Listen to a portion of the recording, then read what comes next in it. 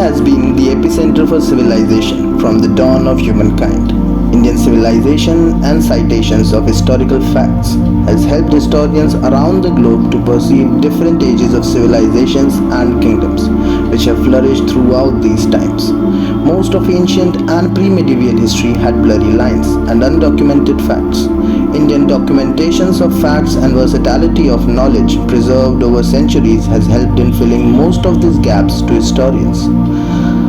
In early Middle Ages, every country wanted to establish trade with different kingdoms around the globe to increase their influence and to secure wealth for their kingdom. But to increase trade and to facilitate different trade routes to merchant was very difficult, and hence they had to stick to the original trade route which was created over centuries by merchants. Silk Road. The Silk Road was a network of Eurasian trade routes active from 2nd century BC until the mid-15th century, spanning over 6,400 kilometers. It played a central role in facilitating economic, cultural, political and religious interactions between East and West. Silk Road also provided a route for merchants to trade in goods of high quality from Indian subcontinent into West and Central Asia. Every kingdom have heard tales of a magical land filled with wonderful riches and harvest. Every kingdom wanted a part of those riches. As Alfred Mahan, a 19th century American naval strategist, stated in a statement that whosoever controls the Indian Ocean will dominate the whole of Asia. As this was always a wealth race which was completed with the age of industrial advancement in naval architecture in late 16th century. But groundwork for deteriorating this subcontinent started in late 8th century with first Arab invasion of India.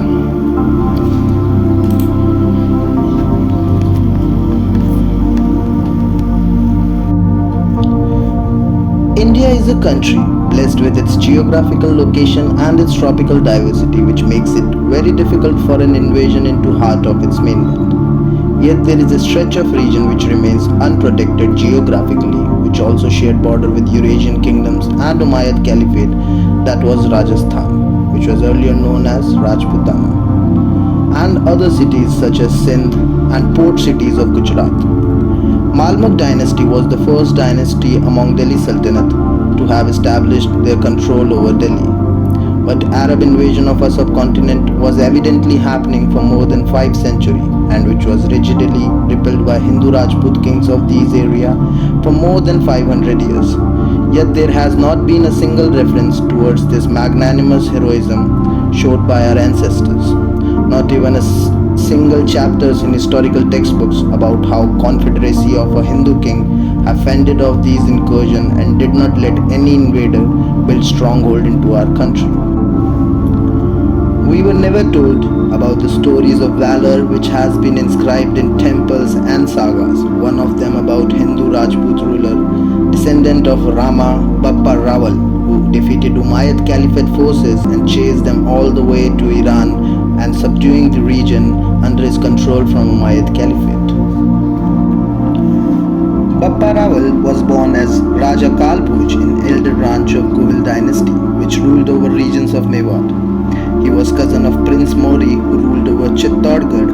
Bappa Rawal was crowned king of Chittorgarh after the death of Prince, while fighting with the third wave of Arab incursion led by Al-Walid's general Muhammad bin Qasim. Fought numerous battles with Raja Dahir Rai of Sindh and his son, who was supported by Mori dynasty of Chittorgarh. Bin Qasim overpowered the forces of Raja Dahir and conquered Sindh and used it as a stronghold for strategic wars over Indian subcontinent. Bin Qasim, after capturing Sindh, moved inwards toward Kannauj and Gangetic plains while sacking small kingdoms and tribes along the way. After plundering cities, Bin Qasim moved towards Navsari district in Gujarat with the plan of retreating towards his newly built fortifications in Sindh. While he was travelling towards Navsari, this information was delivered in court of Vikramaditya II of Chalukya dynasty.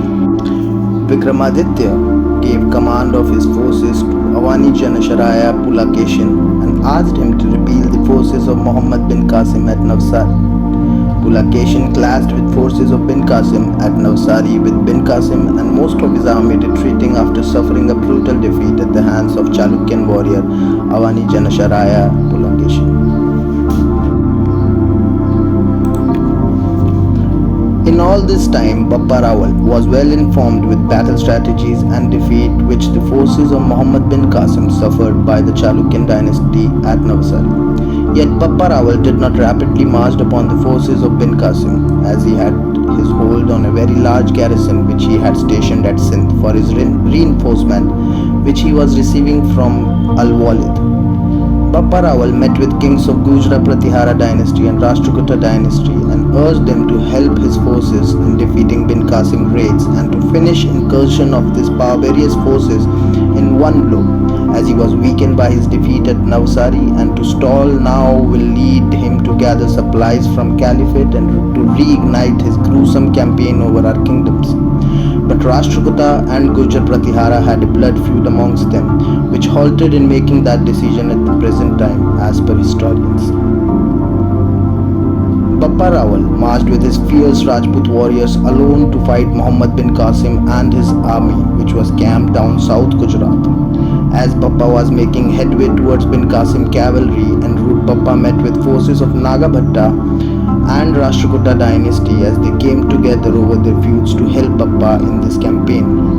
Bappa and his combined forces overcame numerous forts in subjugation of bin Qasim in Gujarat and reinstated Hindu kings. Muhammad bin Qasim fled with his forces towards Iran. Bappa and his fierce soldier hunted down the retreating forces of bin Qasim to Iran and overran different dynasties and established control through his forces over this region. Bappa also created outposts at every 100 km which were manned by Rajput warriors, which played a major role in checking the Arab incursion of Indian subcontinent for the next 400 years.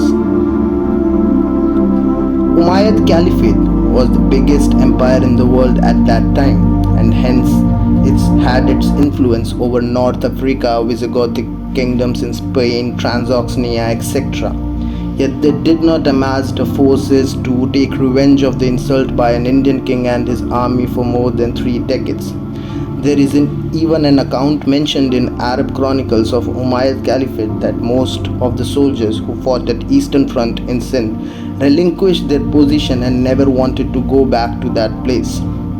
There can be different interpretation of this historical fact, but one view is that Umayyad Caliphate had their hands full with northern Africa and modern day Spain, then raising forces for reinvasion on Indian subcontinent. But in my view, one is very clear that the forces of Umayyad Caliphate faced most gruesome resistance in their campaign on Indian subcontinent, that they never wanted to rekindle those battle scars which was given to them by the iron hand of Hindu kingdoms. We are living in a technological age. India will be lifting the burden of carrying the next technological advancement age in coming centuries. But still we are not in single conscience with our ancient and pre-medieval history, which was molded the civilization into this proud country.